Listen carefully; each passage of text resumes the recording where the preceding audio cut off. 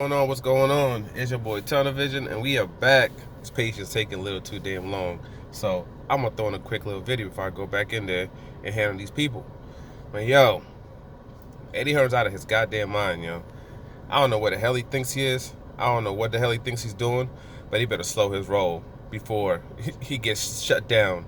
ASAP Rocky, you know, shut down ASAP Rocky. He's trying to test the Nevada Commission. The Nevada Commission, what's it called? Suspended Chavez Jr. pending a hearing that they're supposed to have, I believe, in a couple of days. And now, what happened with Chavez Jr. is, for those who don't know, the Nevada Commission sent Vada over to his training facility in order to do drug tests, and he refused to take the drug tests.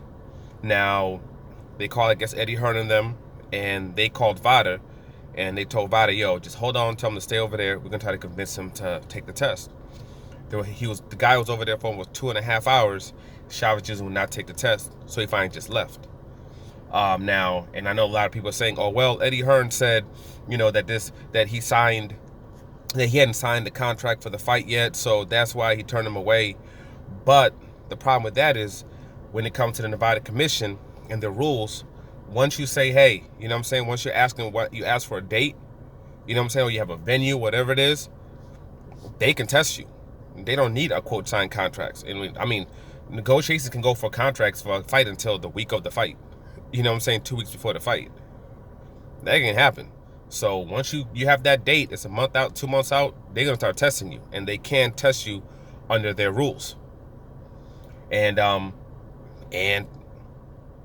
he refused, and obviously they would know this just due to the fact that, you're a promoter, so you must know these rules. And that's number one. And number two, Chavez Jr. has had run-ins with legal things that pertain to these people when it comes to drugs. So he already knows the rules regardless anyway. He already knows the rules. And they made another excuse saying that, it was like, the guy didn't have proper identification or whatever, which clearly that was BS. And you talked to Vada themselves on the phone, so you knew that's who the guy was. And he was sitting there for 2.5 hours. You didn't let some random stranger just hang out for 2.5 hours. Now, the problem with this is that he's suspended. Eddie Hearn goes to, first he tried, I guess, with California to try to get the fight done in California. He couldn't do it. So he got the Phoenix, Arizona Commission to okay them doing the fight over there.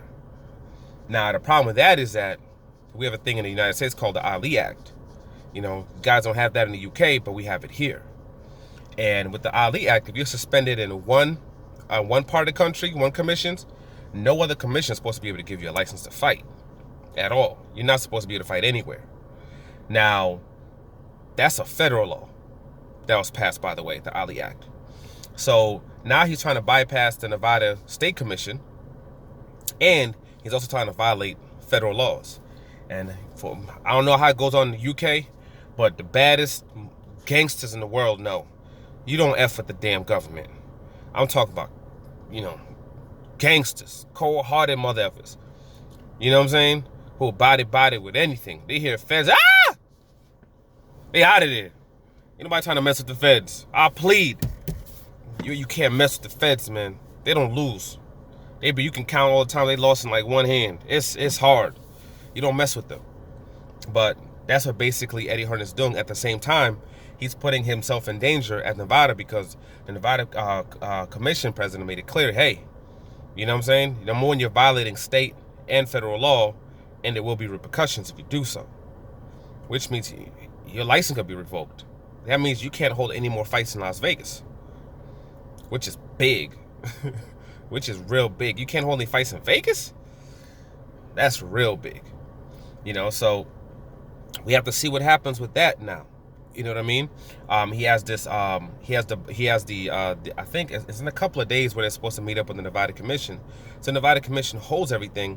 Chavez Jr. is not going to fight. He's not going to be able to fight, and he's not going to be able to fight anywhere, even in Phoenix. And are they going to cancel the bout? I don't believe so. A route he might be trying to do, he might be trying to just basically finesse and pimp the Mexican fans. That's what I think that he might be doing. He's like, yo, this dude might not be able to fight, but F it. We're going to put his picture up, and we're gonna sell a whole bunch of tickets with his name. You know, and then when the letter comes up, it's gonna be like, oh well, you know, yeah, he's suspended, but we didn't know he was gonna be suspended. We thought he was gonna be able to fight, and your fans are just gonna be asked out because they're not returning those tickets. So then you're gonna have to go watch Daniel Jacobs fight Rosado on a Friday, because they don't want to do the fight on a Saturday, because if they do the fight on a Saturday, they're gonna have to deal with they're gonna have to compete with Harrison versus Charlo, which is gonna do like 2 million views on Fox. It's gonna be a massive fight. You know, they don't want to compete with it, which is kind of funny and ironic to me. This is supposed to be the takeover. You're supposed to be taking over, but you don't want to bang against big shows. You know what I'm saying? First, the Chavez, first you had the Canelo situation where you had him bow down to the UFC and wait till the event was over before, you know, putting your event on, laying back, actually showing their event on your screens in your venue, and now, you know, you're bowing down to this event. And Eddie Hearn said himself, he's like, yo, Friday fights are not the most optimum when it comes to boxing. Saturday usually are the days. But unfortunately, when it comes to the PBC, a lot of PBC cards, when it comes to the even some of top rank cards, they can't compete, and they know they can't compete. They asked out, so what they're doing is they're just bowing down and just holding their bouts on Fridays instead, so they don't have to compete with those big bouts, which is not good, man.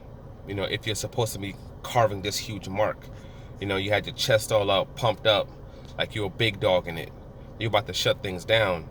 And all you're doing is every time something's a dog's in your face, you're curled up and you're cowering up.